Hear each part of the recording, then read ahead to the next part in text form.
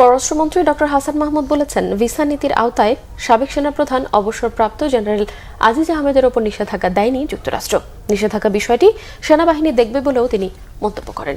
Dhaka reporters ইউনিটিতে meet the press অনুষ্ঠানে পররাষ্ট্রমন্ত্রী জানান, দুর্নীতির বিরুদ্ধে জিরো টলারেন্সে অবস্থান বাংলাদেশ সরকারের।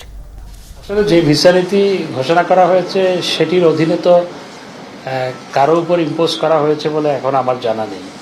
জেনারেল আজিজের বিরুদ্ধে যে ব্যবস্থাটা নেওয়া হয়েছে সেটা অন্য অ্যাক্টের অধীনে করা হয়েছে।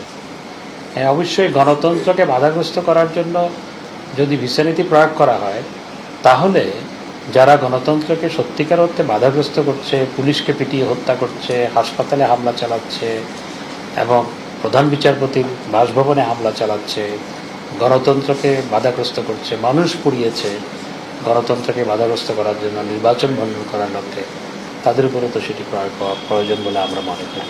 দেখুন, এটা আর্মির বিষয়, যেহেতু সেনাবাহিনীর বিষয়, এটা সেনাবাহিনীর বিষয়ের ক্ষেত্রে আমাদের আমি এই মুহূর্তে কিছু বলতে চাই না, যেহেতু সাবেক সেনাপ্রধান, এটি সেনাবাহিনীর বিষয়।